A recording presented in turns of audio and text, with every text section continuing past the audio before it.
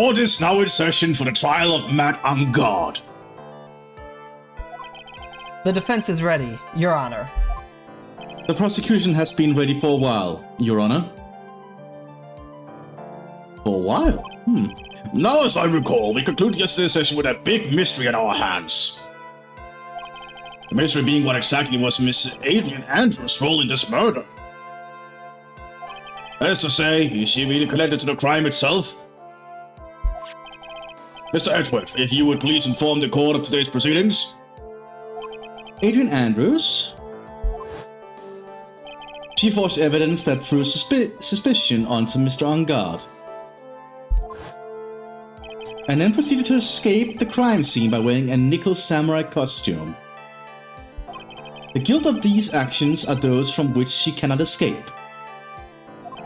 Then you're saying that she is guilty after all? I'm not finished, Your Honor. We have a whole thumbnail and everything with Francesca in this, and we haven't seen her basically at all. Yeah, in the trial, but it's a good little thing just to, make people think otherwise, but yeah. Miss Andrews has nothing to do with committing the actual murder. I would like to direct the court's attention to this card. What is that? It looks like a shell. This is the calling card of a certain assassin. Wait a second, we're just revealing this? I guess. We have been keeping this under wraps for a while. To court! This is the calling card of Shelly the Killer! An assassin for hire. Please no one hire him. Yeah, this is not a good Assassin, you say? Yes, Juan Corder was killed by a professional assassin. And the person who hired the assassin, his client so to speak, is Matt On Guard. No. What a surprising turn of events! I would think it's become commonplace by now, Your Honor. You mean that I always turn things around, Edgeworth? You're right. It is commonplace. Yeah, basically. I know what's going on this time. Like, these cases always, completely switch around. They do. So I know that everything Edgeworth has said is true. I mean, I did see evil Matt on God. Yeah. Mr. Lawyer, get me a refill. He's so gonna get the normal look when he gets up on stage, isn't he? If he has to take the stance. Oh, I can't wait. But we still have to hold out as long as we can. Did I skip a line? I can't remember just now. I think you skipped the line. Maybe I'll catch it when I go back through it. At least until Maya's safe and sound. I wonder how the trial will turn out today. Now then, please call your first witness, Mr. Edgeworth. Prosecution calls the defendant's mentor, Mr. Will Powers, to the stand. Mentor? Ah. Now then, witness, your name and occupation, please. Okay. I'm, Will Powers. I'm a poor, underpaid action star. And what is your relation to the defendant? Well, that's, I guess I'm sort of a lousy mentor to him in a way, yeah. Mr. Powers, please, you don't need to put yourself down so much. It's my second time here, Your Honor. Yeah, and it's another murder case. I feel quite bad for Towers, actually. Like, kind of sad for him. Oh, sorry, but I'm just kind of a nothing sort of guy. Says the hulking 7-foot monkey gorilla dude. Who's only 21. Wait, he's only 21? Oh, 24, my bad. 24. 24, my bad. I was gonna say, no, that's how old I'm. Yeah, sorry, no, that was my fault. That's my fault. Still. Like, wait, he's a 21-year-old? Still, for 24 years old, he's pretty big. On the night of the murder, you visited the defendant's room. Is this correct? Yes. I didn't know that. But, I didn't actually get to see Matt when I went. All you need to do is answer what you are asked. Now then, I would like you to please testify about when you went to Mr. Angard's room. Okay, sure. Here we go. Visit to Matt's room. After the award ceremony, I went by myself to Matt's room. Matt was standing there in front of his room, still in his nickel samurai costume. Ah. Look, it's more tomato juice. Well, look who it is. Yeah, but look at all the tomato juice. I know.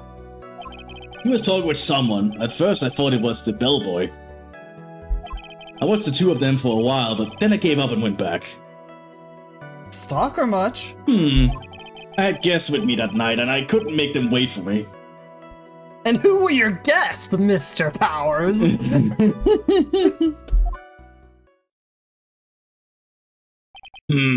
Nothing sounds out of place in Mr. Powers' testimony. You know, for once he's not lying. Yeah. Because Powers just isn't that kind of guy. And talking with the bellboy is no big deal. If one assumes that the person Mr. Angard was speaking with was an ordinary bellboy. Phoenix, did you forget a bellboy, kidnapped Maya? Yeah. What are you implying? Well, Mr. Wright, let's have your cross-examination, shall we? Looks like we are in another sticky situation. Huh? A trap. Can you smell it, Phoenix? But for us to find out more, we're just going to have to charge in head first, right? Okay, here we go. After the award ceremony, went by myself to Matt's room. The defendant's room. Why did you go there? Well, I'm his mentor, like a big brother, sort of, and I want to say congrats. What's wrong? Why did you stop? Mr. Wright! What is it? You're going to try and trick me into a corner, aren't you? No! Huh? I know I'm just a poor underpaid action star, but I'm not the killer. Oh my god. We know that. Well, Powers is really insecure about himself, isn't he? No one said you were, Mr. Powers. But you always blamed the people on the stand for murder. Yeah, that's kind of what I feel, but he's gonna try and say, no, please, don't trick me. Every time you do your lawyer thing, the witness suddenly turns into the bad guy. He's not wrong. I feel so sorry for Powers here. Every time? No, not every time. Whenever my defendant gets on the stand, they're fine. I have to blame everyone else, though. Witness, I will personally talk to the defendants at a later time. So for now, please kindly cooperate and continue with your testimony.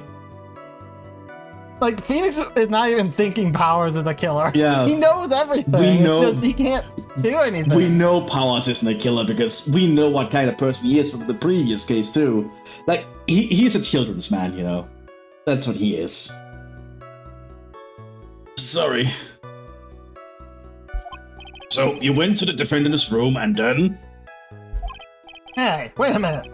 When and how did I suddenly turn into the bad guy here? It's because you have spiky hair, dude. Yeah. I was standing there in front of his room, still in his nickel samurai costume. Are you sure that was Mad on God? Yeah, I'm sure. He wasn't wearing the nickel samurai mask then. If that's the case, then he really can't be mistaken. And what was the defendant doing standing in front of his own room? Talking with someone. At first I thought it was just the bellboy. At first? What do you mean by that? Well, he was in a bellboyish uniform and he had a bottle of juice on a tray. Sounds like an ordinary bellboy to me. Yeah, but I didn't think he was a normal bellboy. And why was that? Why did I think that, Mr. Wright? How am I supposed to know? Sorry, but I can't remember right now. Sorry. I guess I'm gonna have to wait patiently on this one. I watched the two of them for a while, but then I gave up and went back. You saw the two of them, the bellboy and the defendant, together, correct? Yeah, the bellboy just wants to say congrats. Now, while you were watching the two of them, did you notice anything strange? I did feel something weird. I think it was because Matt, well, he gave the bellboy a tip. A tip? But that's a perfectly normal thing to do. Probably not for Matt. No, he has a refreshing like a spring breeze image, so he would do that. Yeah, I suppose. Especially if, it's the assassin.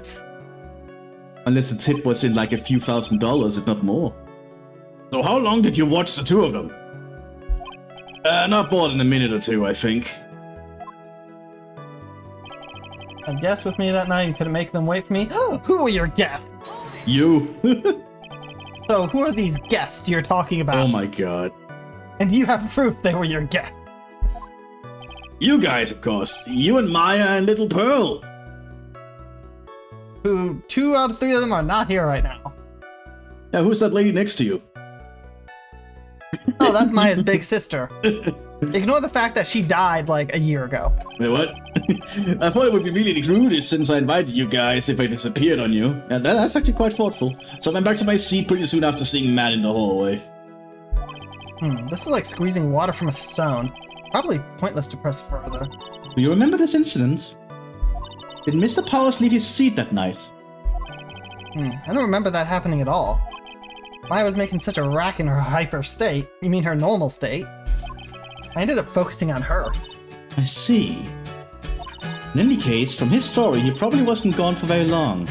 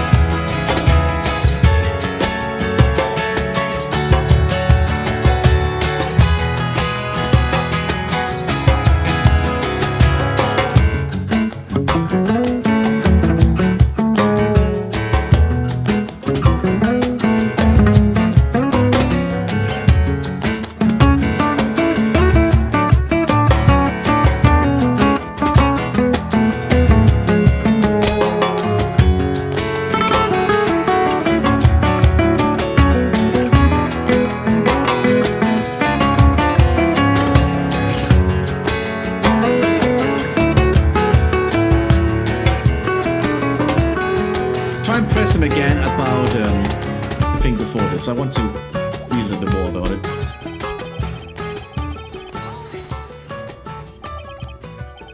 What do you mean by that? I think it was an old bellboy. Why was that? Why did I think that, Mr. Wright?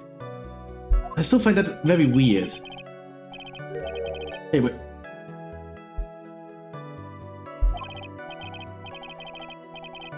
Wait, we have to press it a second time? Apparently. Has that ever happened before? I don't think so. Actually, Mr. Powers, only a few minutes ago you stated. I did feel something weird. I think it was because Matt, well, he gave the bellboy a tip.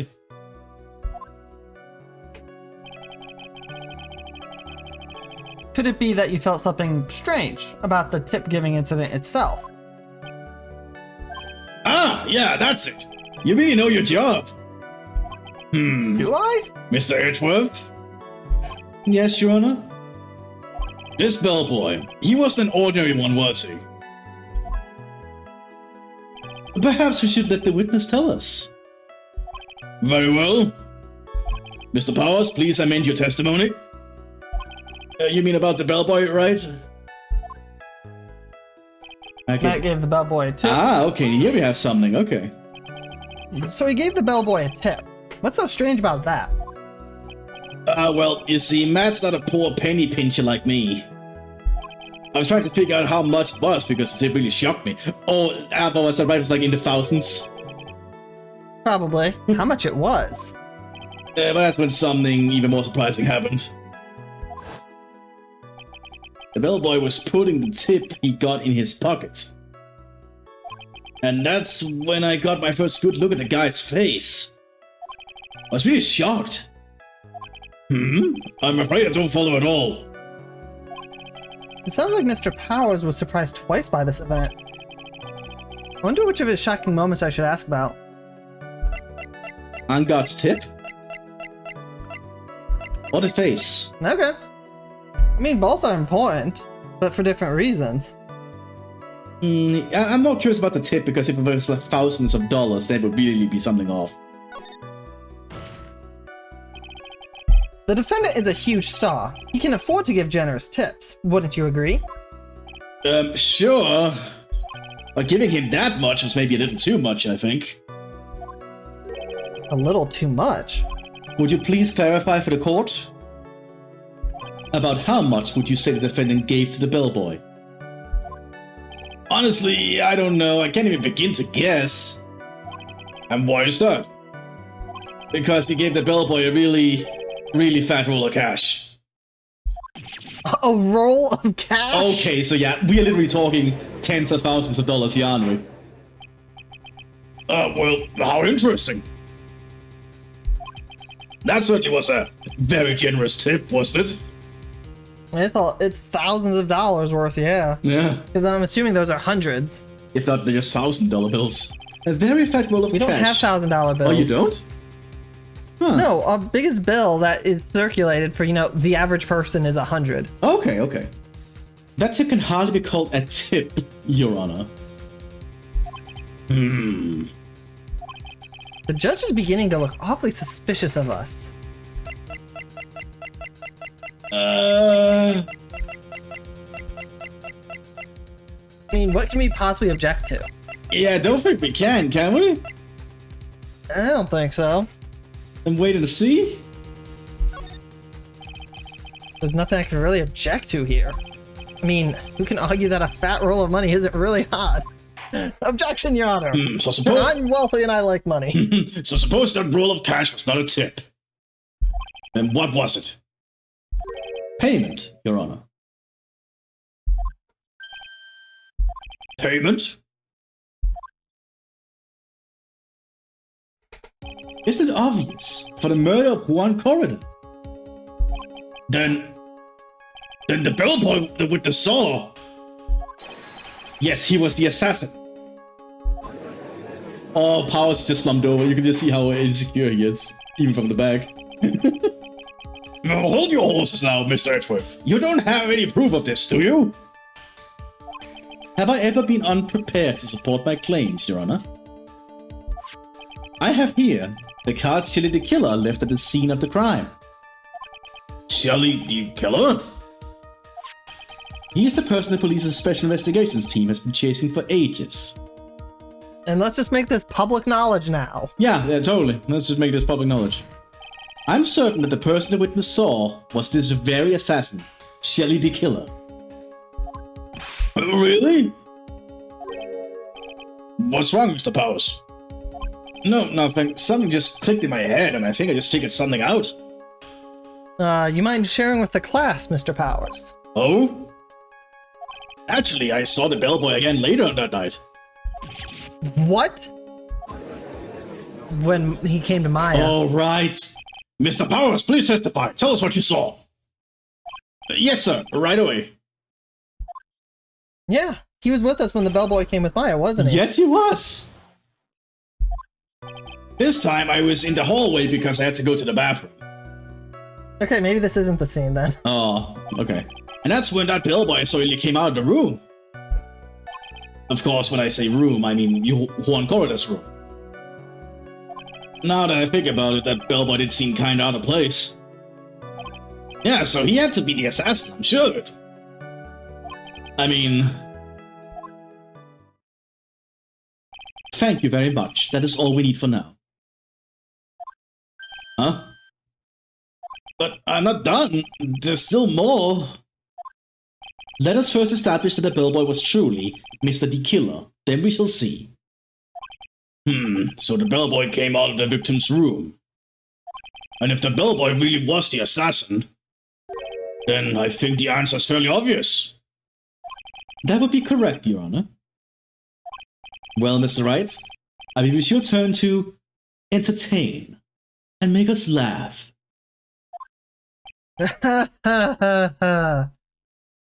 You know what?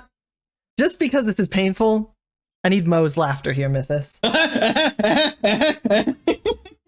And now I'm officially dead. Good. This is no laughing matter. The second time. This time was in the hallway because I had to go to the bathroom. How dare you? But he's a human. He is? Obviously. And what time was that? Or was it? Well, I don't remember. The award ceremony ended around 8 p.m., right? I went to Matt's room pretty soon after that, and then I came back. And then I went to the bathroom. So I guess maybe it was around 8:10 p.m. by that time. What kind of timeline is this? Huh. The award ceremony ended at 8. He then got up to go see Matt. Matt was talking to the bellboy. He left, came back to us. 2 minutes later, he got up again, got to use the restroom, walked away, and then he found the killer walking out. Yeah. What the hell is this timeline? Why didn't you just use the bathroom when you went to see Matt? Perhaps he didn't feel it then. It was like a few minutes afterwards that he did. Yeah, I know. You're not one for details, are you, Mr. Powers? I mean, how many people pay attention to what time it is? That is true. Like, at all times. Like, I don't pay attention to what time it is when I use the bathroom. Yeah, me neither. Like, I just let it happen. Sorry. I thought I could maybe catch Matt and say my congrats. That's when the bellboy came out of the room. Are you sure it was the same bellboy? Yeah. And how could you tell? All the bellboys wear the same uniform, after all. But, you see, well, he had those stitches in his face. Oh, now you mention that. Ugh. So I'm sure it's the same guy that was talking with Matt. So he's a bellboy, an assassin, and a butler. Yeah, that's... Man, this guy gets around. Yeah, he is a professional. So which room did the bellboy come out of? Quad corner. The victim's room, huh? Yeah, the one with all the really pretty flowers and teddy bears. It was Juan's room, alright. Words cannot describe how screwed I am. Let's continue with the testimony, shall we? I mean, at this point, we're just trying to waste time, so... Yeah. Now that I think about it, bellboy did some kind of out of place. So what exactly was so out of place about him? Right. Why the insipid grin? What the hell does that What mean? the hell is that word? Quickly, to Google! And by to Google, I mean you. Yeah, insipid. Stupid, I'm assuming? Lacking flavor, or lacking vigor or interest. Tasteless. Huh. Okay. Learn something new every day. Yeah. Maybe because I have no idea what damaging thing he's going to say next. Well, the bellboy was empty-handed. Empty-handed? That bellboy was one of those room service people, right? But he wasn't pushing a cart and he wasn't holding a tray either. Or maybe he just dropped the tray off. Yeah, that's like 100% the thing that could happen, right? I mean, when he was talking to Matt, he only had a tray. Yeah. They don't I don't know what the rules are, but they don't necessarily have to keep the tray with them at all times. Yeah, they can leave the tray inside the room with, with the stuff on it. To pick up things later. You call that a little strange too, wouldn't you? I agree that it's a bit strange, Mr. Powers. But is it really that unusual for a bellboy to be empty-handed? Not really. What should I do? Try to pull a fast one. Say first. Okay. Sure. I don't know what we're doing, but whatever. There is nothing strange or unusual about an empty-handed bellboy. But there really is. No, there isn't, I think. There really isn't. If you two are done being school children, bellboys are for room service. There's no reason for them to be empty-handed, ever. Apart from when they're coming back. They could totally be empty-handed when they're coming back to get more stuff, you know? That's just my opinion. Your Honor, I asked that with this previous statement be supplanted with this new one. Edgeworth, are you going to do whatever you can to make the bellboy look suspicious? I see. Very well. This court recognizes and grants the prosecutor's request. Mr. Powers, if you could amend your testimony, please. Yes, sir. It's strange for Bill to come out here just empty-handed. Okay. Is that? Like, I personally don't think so, but,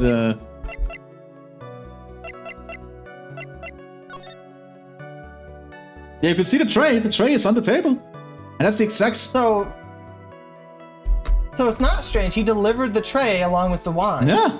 And the glass. Yeah. And then left without it. Let's press. See what more information we can get about it. So you're saying that it's suspicious for him to be empty-handed? Yeah, really suspicious. I mean, when I first saw that bellboy, he was holding a tray in his hand. And there was a bottle of juice and a wine glass on it. Juice? What kind of juice was it? I'm pretty sure it was tomato juice. If we could come up with some sort of reason as to why he could come out empty-handed, and now we have it. Some sort of proof, then I think we can dodge the bullet on this one for now. Proof, huh? Sounds like another job for the court record. So I think we have the thing here to disprove it. I think this would be the thing, not this. Probably not that. Yeah, you might be right. Yeah, it might be the wine glass. You might be right about that. Yeah, you're right.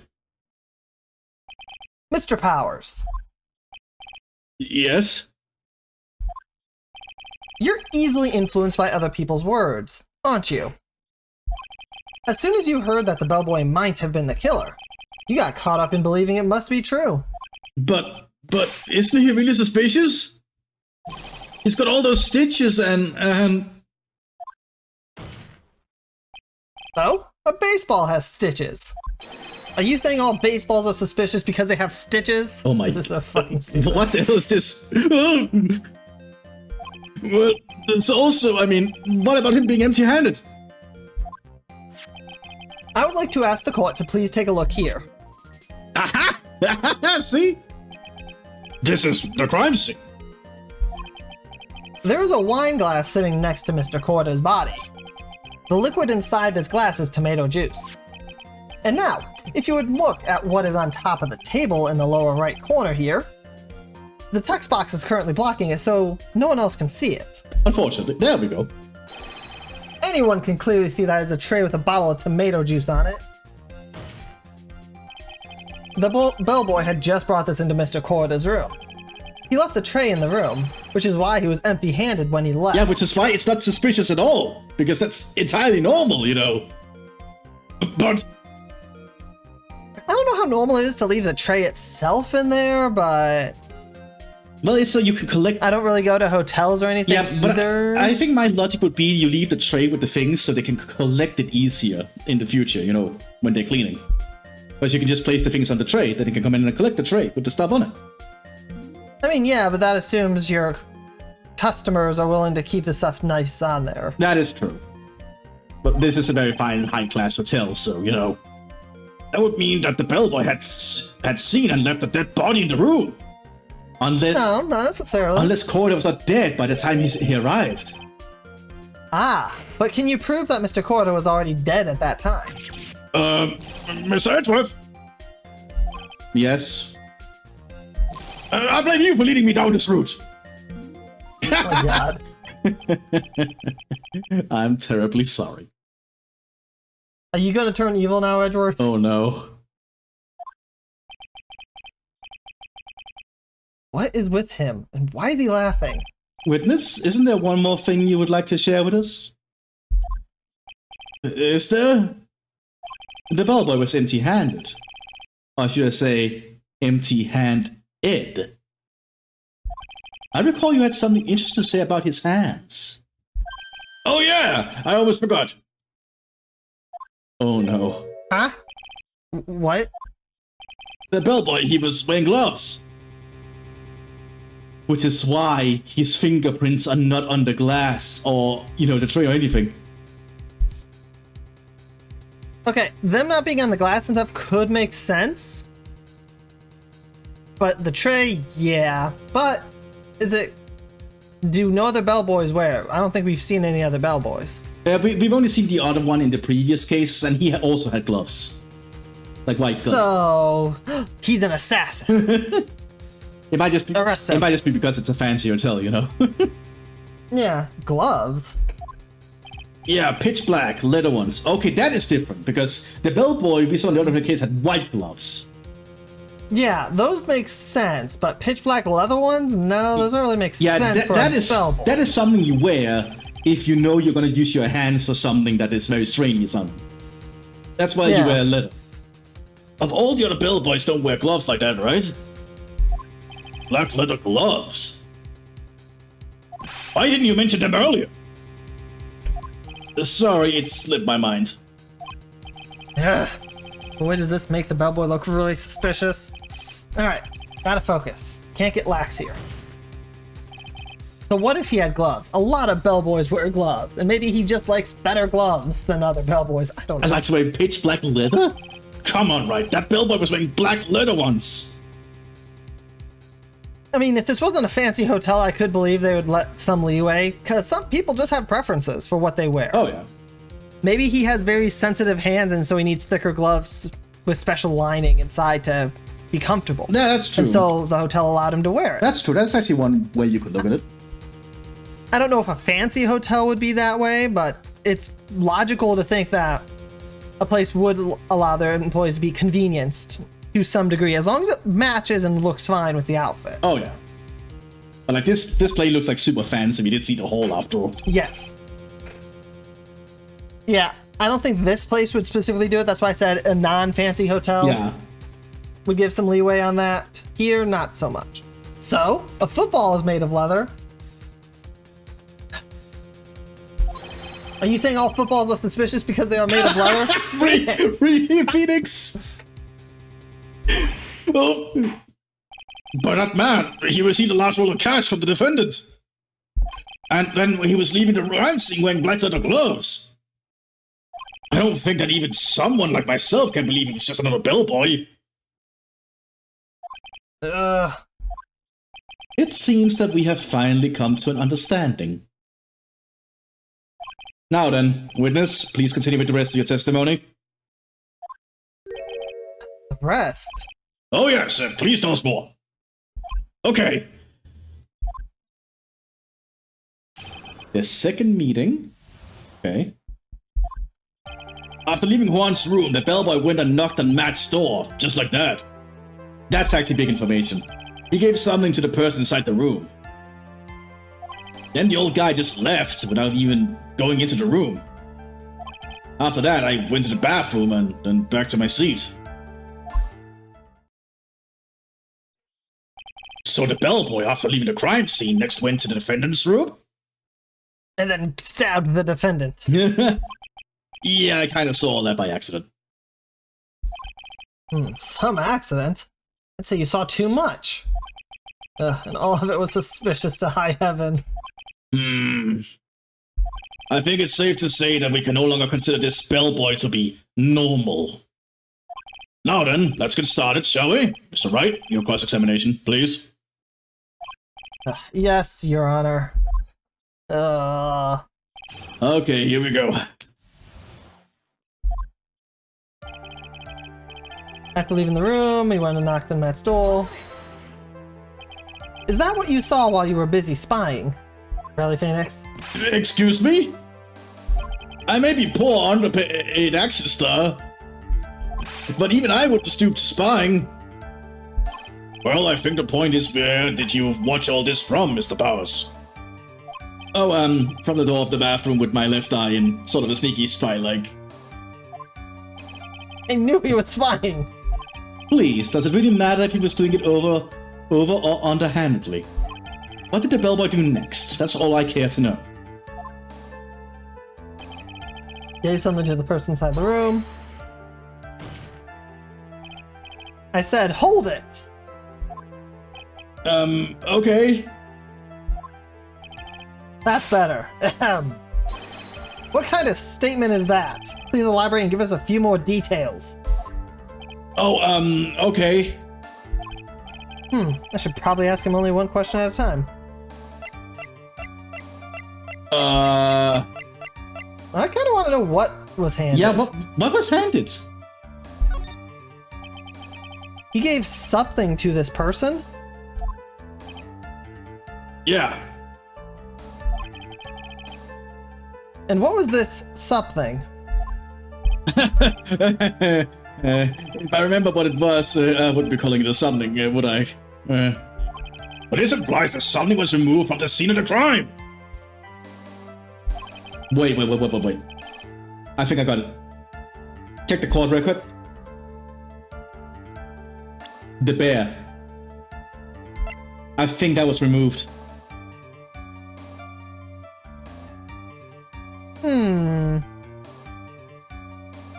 Okay. That's just what I think was removed. Anyway. Are you sure you really can't remember, Mr. Powers? I think it was something kind of small. Yeah, that's got a minute closer. This is an incredibly crucial piece of information. Please, try to remember what it was. I'll try. In the meantime, let's talk of another point, namely, what the bellboy did next. Oh, so after he gave the person inside the room the thing... Yoga just left. We'll need to go back to this one and ask who the person is. Because I'm curious on who the person is, too. Where did the bellboy go after he left Mr. On God's room? He opened the door to Viola Hall. And went in there, and who knows of that, right? I do. He went to get Maya. And I guess Powers was not a part of that. I thought he was. Apparently not. He went to the bathroom, back to his seat. And Maya was gone. Did you see anything strange, suspicious, or just out of the ordinary at that time? Oh yeah, I saw that one thing. What? You saw something else? There was this jittery alien with a ray gun. He was watching Juan's door like some sort of stalker. I think you can forget about the alien. Well, Mr. Powell's testimony just now was just as vague as his first. It's a little troublesome, isn't it? I'm sure if you press him enough, everything will become clearer. Although, that just makes it harder on us, doesn't it? Ugh, talk about a lose-lose situation. So find out who the person was. Blah, blah, blah. I said hold it. Just skip through that. The person. Who was it? So, who took this something the bellboy handed off? Actually, I don't know. What do you mean? I'm sorry, but I only saw the person's arm. Only an arm. Then you're saying you didn't see the person's face? Yeah. I would like to summarize the testimony up to this point, if you don't mind. When the bellboy left the crime scene, he immediately went to the defendant's room. There, he handed a small item of some sort to the person inside. As for the person who received the item, all you could see was the person's arm. Yes, it was just like that. Mr. Edgeworth, is all this really important? Of course, Your Honor. I think this is the utmost importance. This is when whatever was removed from the crime scene was handed over to the client. Mr. Powers, please try to remember what it was the bellboy handed off. Well, let's see. I think it was... No. If you remember, please add it to your testimony. Yes, sir.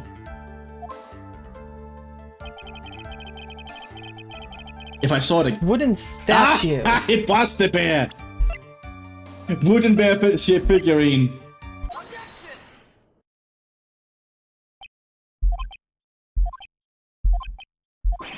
What was the point of that pregnant pause? Where did that objection come from? Well, speak up! It was me, Your Honor. What is it, Phoenix? I have a feeling that something bad is going to happen once I show this. Mr. Wright, if you have something to say, please spit it out! Yes, Your Honor. Okay, Phoenix. Deep breath. Mr. Powers, the something you saw, was it this item? Oh, hey, that's it! That's the something. Wow, Mr. Wright, you really figured it out. I recall we found this at Madame God's mansion. Why were you in Matt God's mansion, Edgeworth? You know why. I had to go there to feed Shu. Why were you there? You can't let Matt know, the police are onto it. That's true. At the defendant's house? What does this mean? It's simple, Your Honor. Serial killers assassinated Juan Corda in his room. And then he stole this wooden bear from the scene of the crime. But why? The bear being found in Mr. God's mansion would mean... It goes without saying, Your Honor. Mr. Madame God is the killer's client. Order, order, order! I said order! Oh, Mr. Wright, this is the most unfortunate turn of events for you. Yeah. Sorry, Mia. No, it's alright. Your judgment was sound. Actually, I figured the bear would come up. Yes, because you're Deus Ex Mia. Yeah, obviously. If not now, then it would have later on. Even if you hadn't shown it to the court, I'm sure your friend Edgeworth would have. I almost forgot that he knew about it too. I think it is clear that there is no need for us to continue this trial. I can't let this happen. I have to do something. There has to be something we overlooked. Your Honor, a minute, please. Yes, Mr. Wright? There are still a few points left that we have not fully explored. I need to waste as much time as possible. What are you trying to pull? You know what I'm trying to pull, Edgeworth. Oh, well, we can't have that. Alright, Mr. Wright, what questionable point would you like to explore further? So, I don't think Powers' testimony is that. The person received the bear? But we only know about their arm. What is so special about this bear that it would be handed over? Yeah, I guess that's a good point. The bear? I think it is fairly obvious that the bear itself is very questionable. The bear, Mr. Wright? This was found at Mr. On God's mansion. However, Mr. On God was arrested at the hotel that night, which means that since the murder occurred, he had not had a chance to go home. Oh!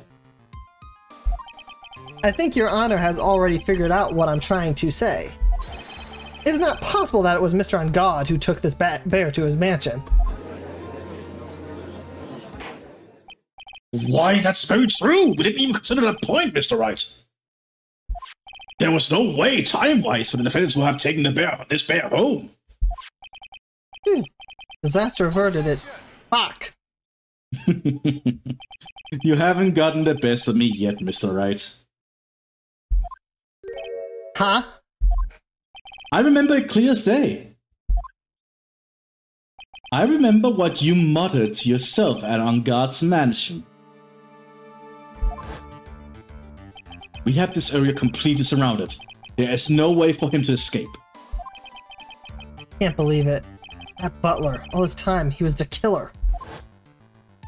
The killer and On Guard were working together, so to speak. Shut up, Edgeworth. Waste time with me. And the killer was hiding at On Guard's mansion as its butler. Yeah, why did I get sent there to feed Shu? Yeah. What a bold move! The bear figurine was brought back to On Guard's mansion by the killer himself. But why? When it looked like he... Oh, yeah, it is Edgeworth. When it looked like he was about to be arrested, and God had him do so. I assume because it would have been bad had the police found it during the investigation. Wait a second, what?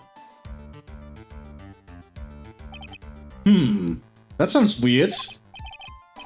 Well, Mr. Wright, you've been quiet for a while now.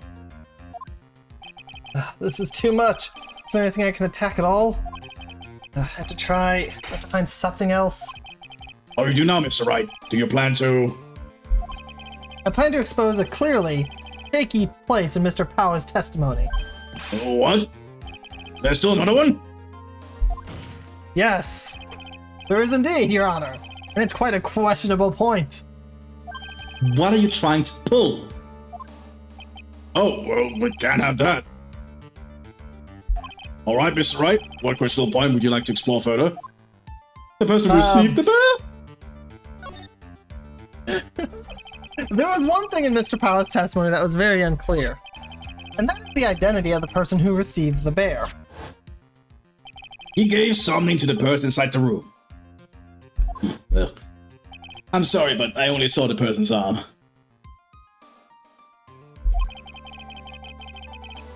As long as we don't know who it was that took the bear, we can't be sure. Ah!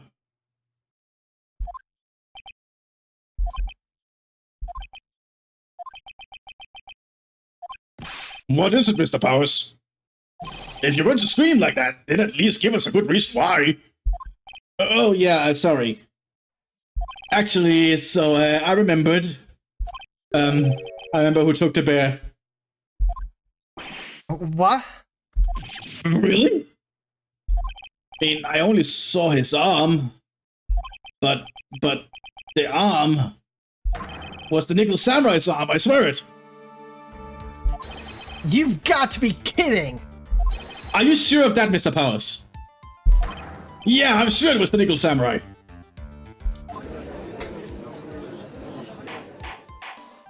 Order, order!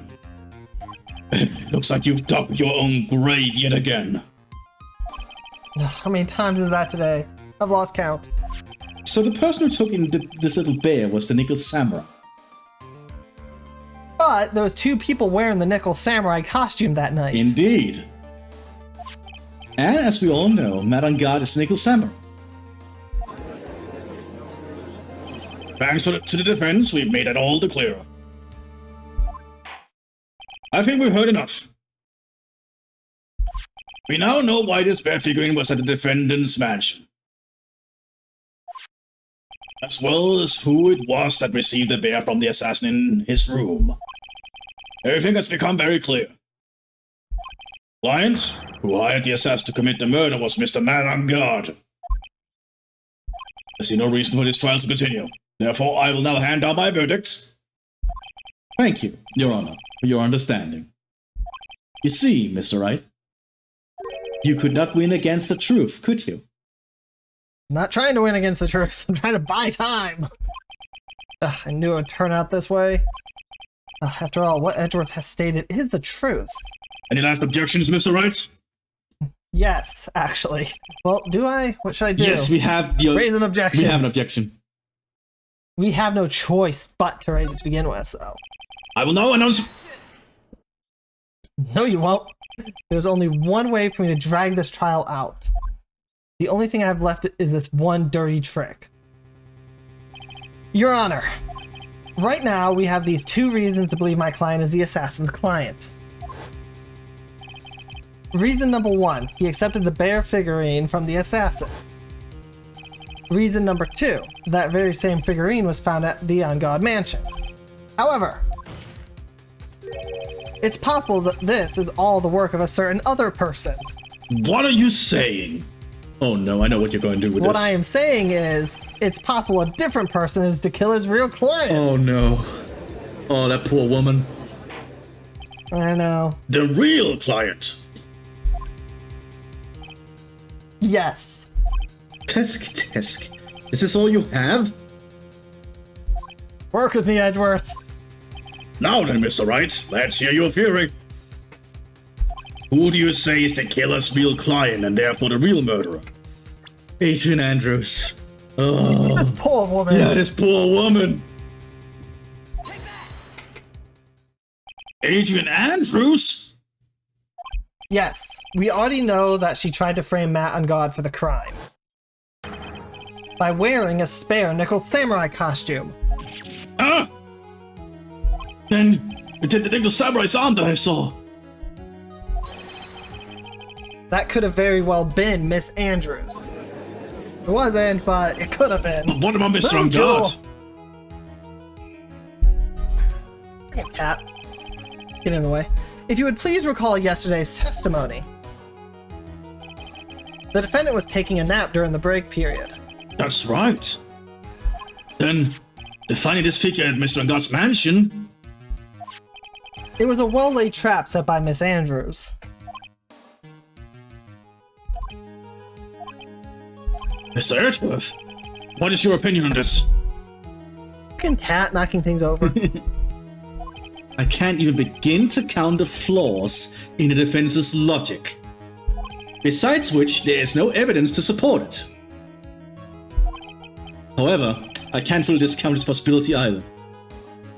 Edgeworth knows that we're buying time, I swear. Yeah, he knows.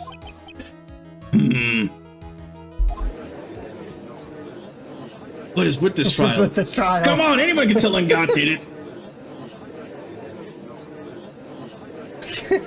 Pin the blame on someone else. Yeah, unbelievable. It's not something petty, it's murder of all things. This is to save Maya. This is to save Maya. Even if the whole world turns against me, this is one fight I can't give up on. Order, order, order. All disrupted parties will be forced to leave the courtroom. Your Honor? For the benefit of the defense, I'm willing to play along with this what-if game. Yes, what if game, Mr. Edgeworth? The prosecution is prepared to challenge the defense's theory. Mr. Wright, even you must have thought it strange and wondered, why would the criminal want this little wooden bear? He's right. The killer did specially bring the bear to On God right away. Why do you ask? Is there something special about it? Oh, because it's wooden and have carving. Can you open it? Absolutely, and I'm sure that once the court knows its significance, the true killer's identity will become crystal clear. Your Honor, the prosecution calls upon a witness who will clear all doubts against Miss Andrews. And who would that be? It's quite simple, Your Honor. Miss Adrian Andrews herself. I see. Well then, the court will take a short 10-minute recess. Prosecution will prepare its witness in that time. Yes, Your Honor.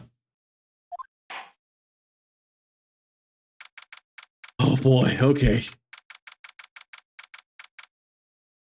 11:54. Whew. Gonna work through lunch? Apparently. No, I want lunch. It buys time. It does. Alright, so we're gonna interrogate Andrews. And I don't know how long hers will take, so... Oh no. Yeah, you know what? I think we'll cut the episode here. It's gone on long enough. Fair enough. We'll do Andrew's next episode, and depending on how long things are... I don't know. Adios. See ya.